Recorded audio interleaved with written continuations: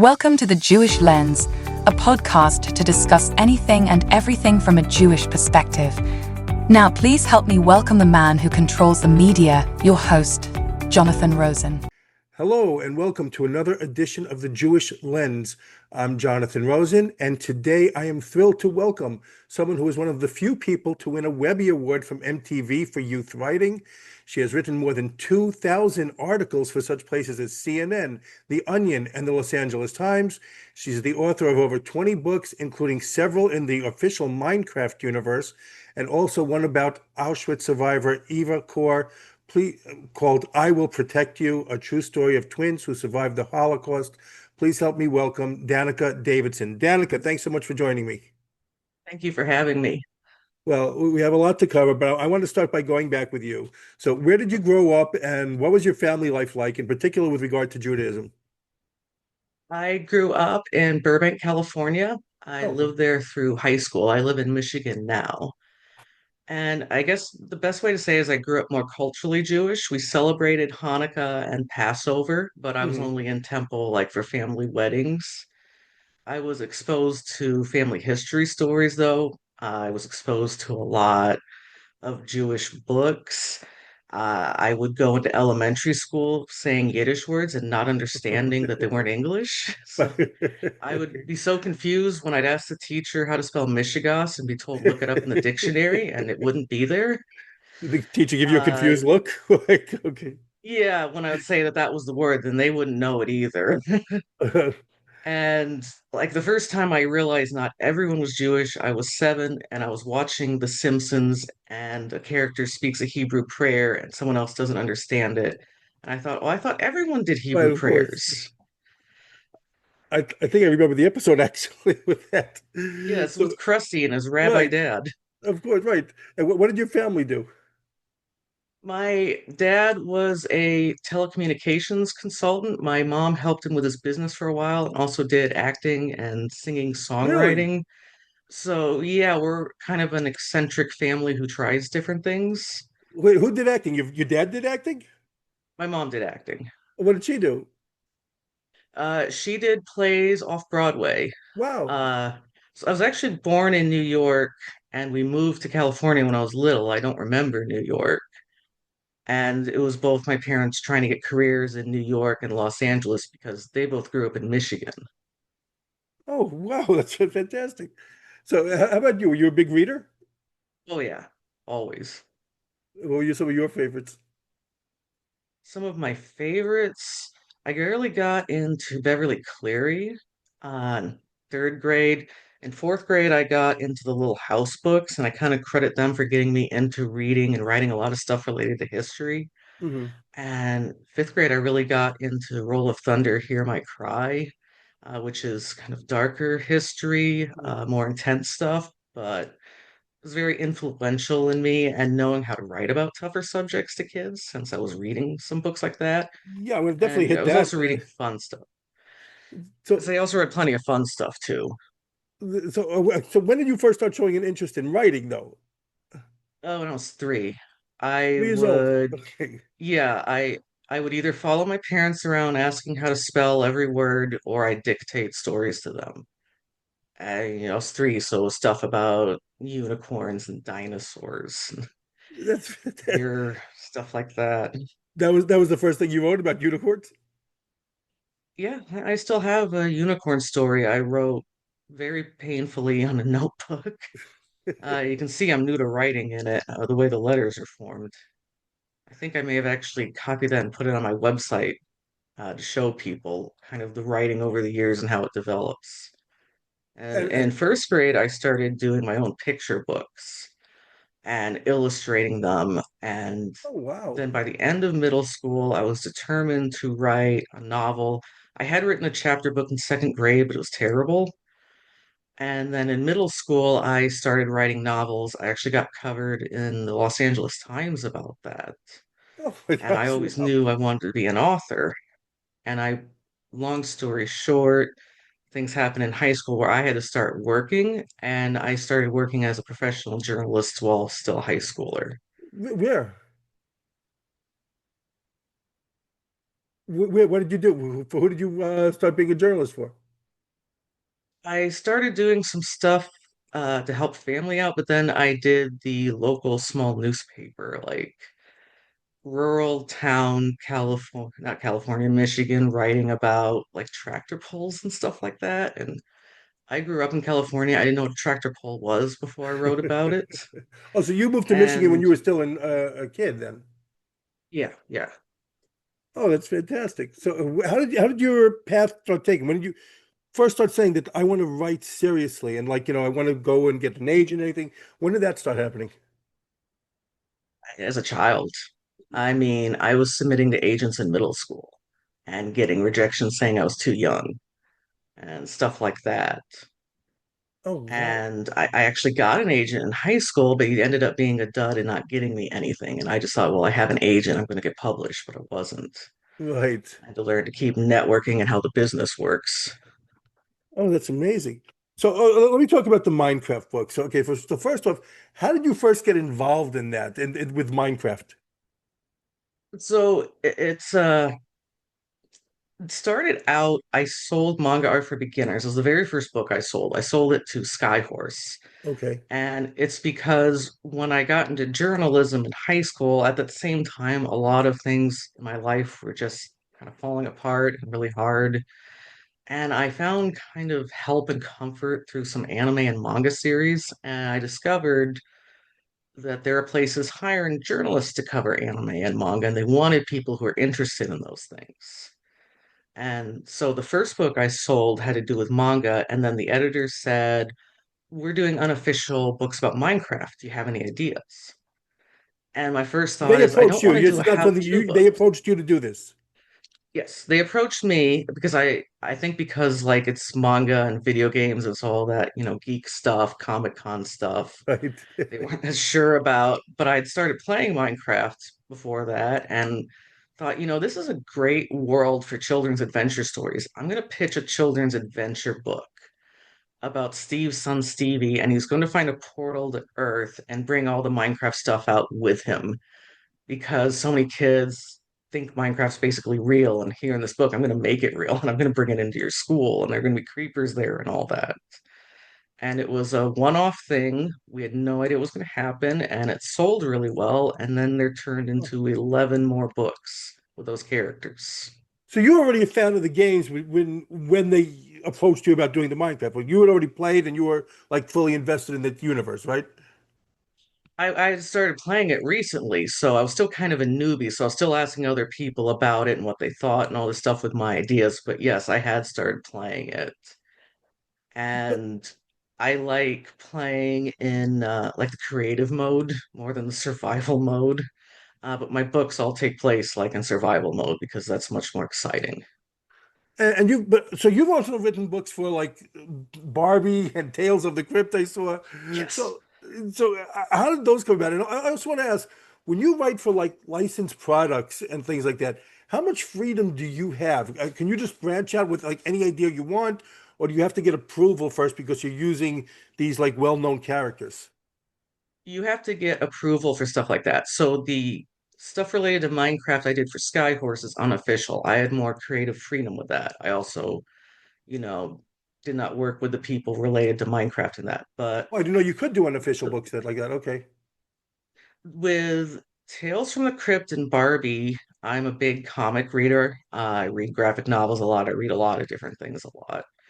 And I wanted to break into the comics industry and was trying to do that. And one guy said to me, "You're never going to break in. You're a woman." It just really Oh, ticked me wow. off. And I'm like, I'm going to break in one way or another. And I Uh-huh. thought, what if I submit to an anthology like Tales from the Crypt? I like horror stories, they're short stories. I can write a spec script that way. It's already there if they want it. And if they don't want it, I can show a writing sample. Hmm. So I submitted Tales from the Crypt. I chased after it and then eventually did hear back. They said that they liked it, they wanted it, and I thought that was great. I said I can write in different styles, give me something else, and they gave me Barbie based on Tales from the Crypt. It's the next logical thing after Tales of the Crypt. I assume it's Barbie, right? So, So yeah, they asked me to do Barbie, and they want to do something with puppies, and I love dogs, so that made that part easy. So they did like another Barbie fashion, and I don't know anything about fashion, so I'm glad I got the puppy one. And I'm for glad the that, they told puppies. me Mattel did like a background check on me, but I passed. Okay. And like they were very particular on how they wanted some things. Like there was one scene where the puppies who can talk were upset about something, so they're going to run away and of course come back and be fine and everything. But Mattel didn't like that. They said the puppies would never run away and you have to take that out. Like that was too aggressive for them. So you really do have to, like, to the minute detail, you have to get approval for every little thing in these with these licensed Yes. products. Yes. Wow. So do you also get, like, when you're doing the Minecraft stuff, because of now they have movies and everything, do you get like peeks into what they're planning next, or you don't get any of that? No, I have no idea. I'm just in Okay. my own little book world. Right. All right. So let me talk switch over then. Okay. Let's go over to I Will Protect You. So let's start with, how did you first meet Eva Kor, and did you know anything about her beforehand? I did not know anything about her beforehand. I knew about the Mengele twins. I'd known about them since I was in elementary school. She came to give a speech about an hour away from where I live at a college, and I saw that. And to back up briefly, Mhm. this book came out of an experience I had with anti-Semitism while working as a journalist. I was going to When ask I you about first that. I read started, that. So yeah, what happened? I was working as a journalist and had just started publishing my books. And the place I had worked at for a while was going downhill. They switched me to a different editor. That editor, I would say, was anti-Semitic. We Hmm. clashed a few times. And the last time we clashed was when she declared it wasn't a big deal to refer to Jewish people as Nazis because people did it all the Wow. time. And she was upset with me because I didn't agree with her on that statement. And I started to say something and she just stopped me and then wouldn't speak to me the rest of that day, wouldn't speak to me the next day. And then the day after that, told me I was no longer wanted at the company. Oh my And I gosh. didn't understand them there. So what happened with And that?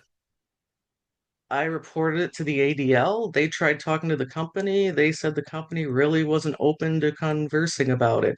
Didn't think they'd done anything wrong. Oh my gosh. And so I thought that this was just so awful. And like, well, what do I do?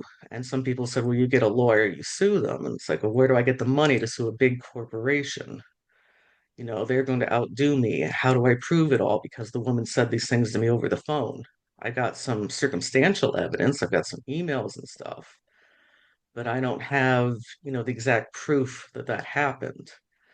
So then I thought what I really ought to do is write something about anti-Semitism in a way that helps, but I didn't know what.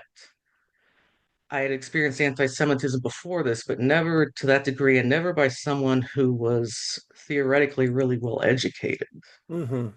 This person should have known better. And so I started reading a lot of Jewish books. I started going to see speakers, and that included Eva. So I met her like 3 years after this had happened, and I So had that read company a basically lot. fired you for this. Yeah, yeah. Oh, I'm sorry, continue. Yeah. Yeah. Um, so I met Eva. She gave a speech, and I went to introduce myself to her afterward. I was hoping to interview her for a magazine. I pitched a place, but hadn't heard back yet. So I kind of introduced myself, explained I wrote children's books and was trying to go on about being a journalist and stuff. And she just cut me off about the children's book part because she said she had wanted to do a children's book about her life. So she And brought she it up. said, yeah, she brought it up. She said Hmm. Holocaust education in America usually starts at age 12 or later, and that's too late. Hmm. Now, she saw the kids turn against her as a child as they're getting fed propaganda. Right. She knew how children can react to that stuff. And she said, you need to reach kids in an accessible way before their prejudices are formed to do any good. And she had been 10 when she survived Auschwitz, which is Wow. basically unheard of. Right. I knew I was never going to meet another child Auschwitz survivor. It was surprising enough that I had. And it all just clicked into place. Oh, that makes a lot of sense. And I can help on that because I know how to write for kids. And I learned about the Holocaust from my dad in elementary school. And I remember how he taught me. I remember the tone and how to explain things so that someone that age gets it. She was particularly interested in reaching elementary school students. Hmm. So ours is aimed for like upper elementary school starting out. And it just clicked, like the two She's of definitely us. she's the one that brought up the whole topic to Hmm. you to broach to like try to get it into a book. Yes. Yes. So then we started talking. And because I had been reading so much Jewish stuff the past 3 years, I saw where there were gaps in the market and in education. I Hmm. noticed that most books about the Holocaust start in young adult, not middle grade. And the ones in middle grade are usually textbooks, which I think could be an overwhelming way to introduce a kid Sure. to it. And there's nothing personal about a textbook. And at that age, making things personal is especially helpful. And the ones that were personal were usually novels about hiding and escaping. And I figure if that's really all that's out there, it can give people the wrong impression that most Jewish people were able to hide or escape. Right. And it's like, here's a way to fill a gap that actually tells kids what happened in the Holocaust, not just the hiding and escaping stories, but it works because it's from a child's point of view. I Mm. wouldn't know how to write it for a child from an adult's point of view, Right. but she experienced it as a child. She thought as a child. That's how I found the angle to it. And I spoke to her about how we could do this because I thought it would be good to kind of blend her story with actual history. Okay. I thought that if it's just her personal story, kids are going to read that and go, well, how did this happen? And so I explain about the history of anti-Semitism because stuff like this doesn't happen out of nowhere. Right. And so while it's mostly her story, I weave in kind of the bigger picture of things and I explain stuff about the Holocaust. I explain about the Nuremberg trials. I give them more context for how these things happened. Hmm. So they're not just left wondering those questions. Well, let me ask because I come from a line of Holocaust educators. My dad taught it, and he used to do interviews with survivors. Actually, I taught the subject as well, and I've read many books on the subject, and I've watched tons of documentaries. And the only one that I had a lot of trouble getting through was the Mengele one, the documentary on him. So just it was just way too disturbing. So how difficult was it for you to approach that subject while knowing the target audience was kids? I first didn't think too much about it. Then I interviewed her like all day one day. I was there in person interviewing her 'cause most of our talks were over the phone. And I came home and it was just overwhelming. I felt physically dirty after Right. hearing all those stories. It's like mentally, it Yes, just drags and you questioning down. myself. And then, yeah, so what I did to handle the Mengele thing is I do not go into detail about all these experiments he did. You know, Hmm. he's doing experiments.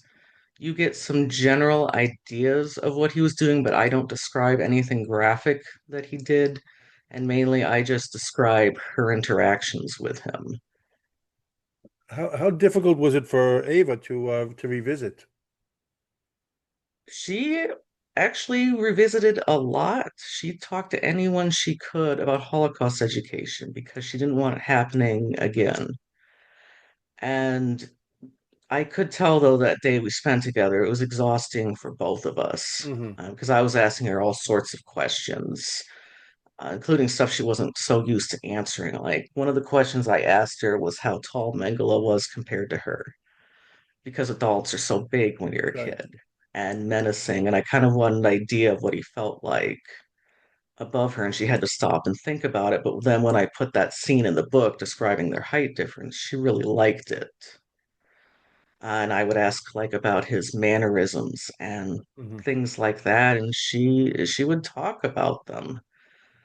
And she had gotten to the point where she felt stronger by basically saying she didn't hate him anymore because hating him only hurt her, it didn't do anything to him, Hmm. which is something we get into for a while in the book.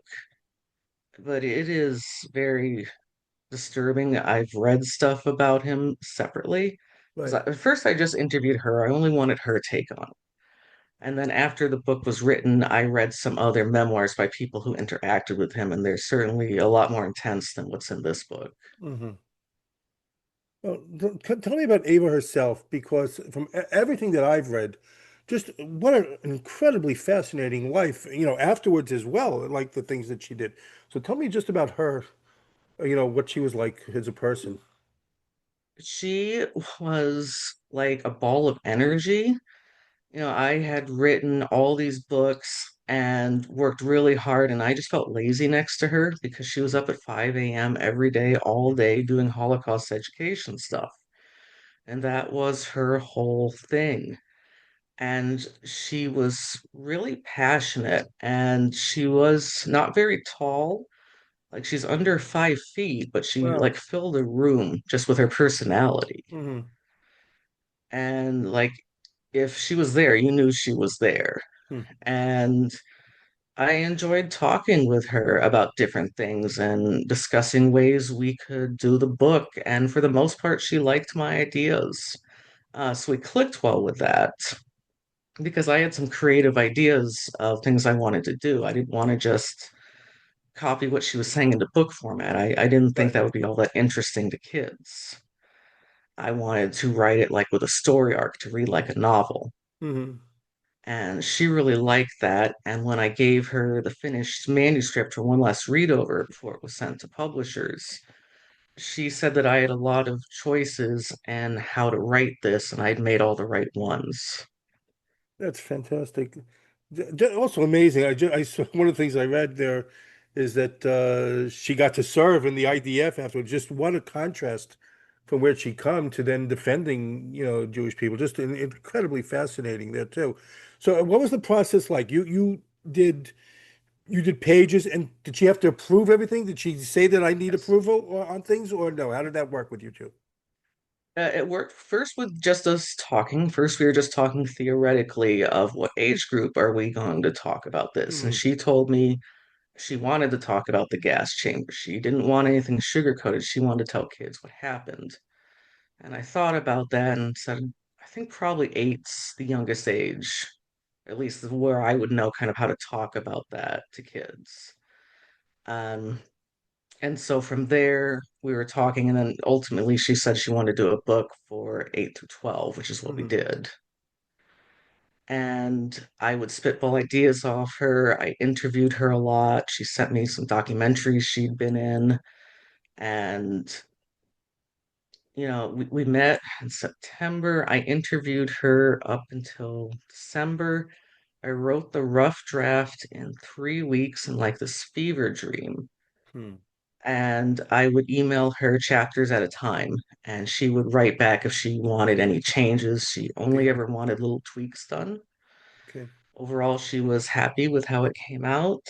And then once the rough draft was done, we were in January. I was sending it off um, to like social studies teachers I had in middle school for their thoughts. I sent it to Michael Berenbaum, who's a major Holocaust scholar. I wanted to get different people's opinions on it. And then I did revisions, let her read it that one last time before being sent to my agent, which was in March. We got an offer from Little Brown in June, and she passed away in July. And that's how that happened.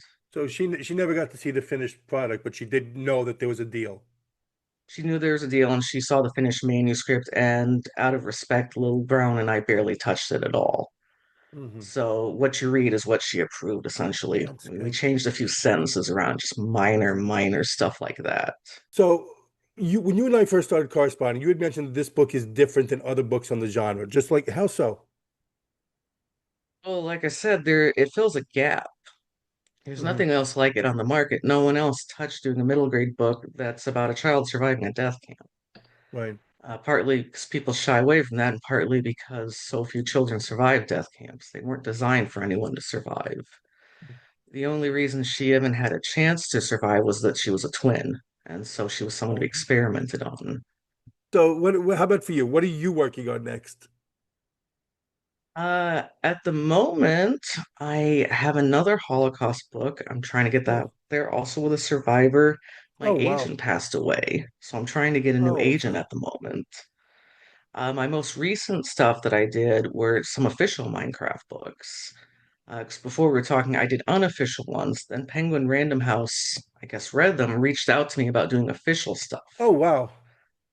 So I did an official novel with them and I co-authored the official cookbook, which means they got a chef to do the recipes. They brought me in to be a Minecraft character who like guides you through the book. So whenever that Minecraft character's talking in the crafter's kitchen, that's the part I wrote. See, that's amazing to me. That's why I want to know if you're going to be able to like see if there are any future plans for like movies or stuff that you get to do any novelizations or anything like that. I'd love to. I mean, as you can probably tell, I love to write. I was at a virtual author event yesterday and someone said something like, "Isn't it great being interrupted so you can't write?" And I'm like, no, I hate that. Just let me write all day. That's great that you do those things.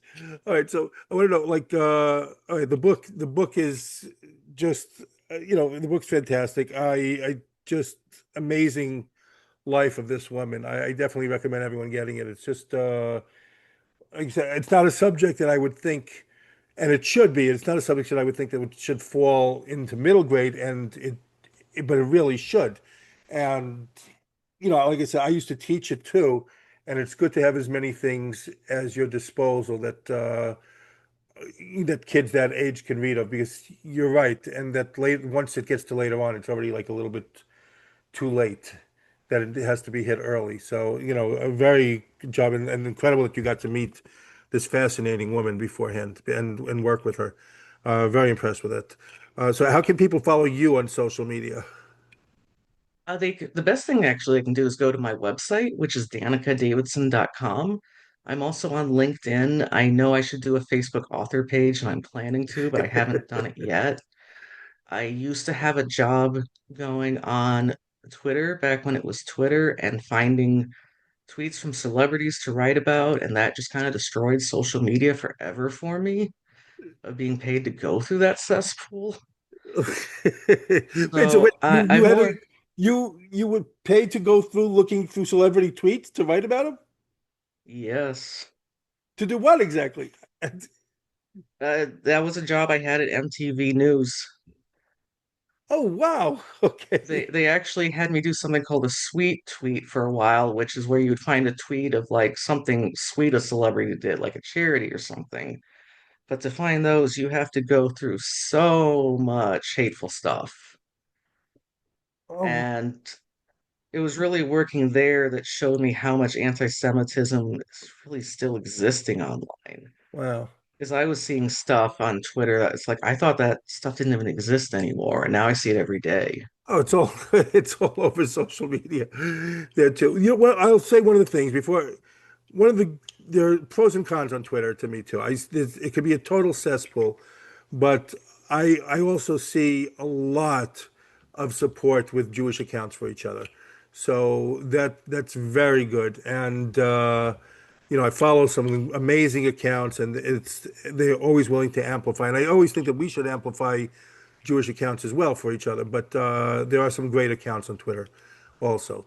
But yeah, they could be ugly. It could definitely be any social media thing right there. I always tell people every time I publish an episode of this podcast, whether it has anything to do with Israel or not, I'll get comments a lot of times about things Yeah. here. So yeah, it can be ugly. So I just want to ask you quickly before I let you go though too. So you're winning an MTV Webby Award. How cool is that? What was that feeling experience? That was just they came in one day and told us we'd gotten that, and we were excited. So you had no idea That about was the anything sweet that you were tweet up for stuff. this? No, I had no idea. That's great. I And what's the award look I like? You have Oh, they don't send you anything. They just tell nothing. you that and then put you back to work. Okay. Well, that's fantastic. I was very impressed. Okay, so you're on your website there. Danica, I want to thank you again for coming on. I definitely recommend everyone getting the book. It's called "I Will Protect You." Just really fantastic job. And again, thank you for joining me. Yeah, thank you. I'm also, by the way, working on a like teacher's guide for the book Oh, that I great. want to make available because I do want this book in as many classrooms as Right. possible and want to help teachers teach it. And it has won awards. It got the National Social Council for Social Studies and Children's Book Award, named it a notable social studies title, Hmm. which not too many get that. And it is a Children's Favorites Award winner and Teachers' Favorites Award winner. And I do like to point that out because so often teachers and children do not agree on the same books. Well, that's for sure. And I think it means a lot that they do. And getting back to one of the things you said earlier, of like you would never think this was for middle grade, and yet it was perfect for middle Right. grade. Michael Berenbaum, who's the Holocaust scholar I gave it to, said something that really touched me. Because he said, few Holocaust survivors have had Eva Mozes Kor's impact. Yeah. Together with Danica Davidson, the story of this young girl is narrated in a manner that I would not have thought possible, faithful to the history and yet accessible to young readers. So it meant a lot to me that someone who basically did nothing but read Holocaust Right. books said he didn't think this could be done until he saw it get And you done. also go around speaking to schools, right, about this. Oh, yes. Yes, and I also bring these along when I go to Comic Cons. And, I'm pushing my Minecraft books, but people are interested in hearing about the Holocaust book too, and it's kind of mainstreaming it Right. when I'm at Comic Cons, and then people start pointing it out and asking questions. That's great. That's great. And also fun to do the Comic Cons also for the other one, for the Minecraft ones. But Yeah. great. Well, again, thank you. And we'll say I'll sign us off. Again, this has been The Jewish Lens. I'm Jonathan Rosen. Again, a very special thanks to Danica Davidson. And please like, comment, and subscribe. Thanks for tuning in to The Jewish Lens, where all items used was strictly kosher.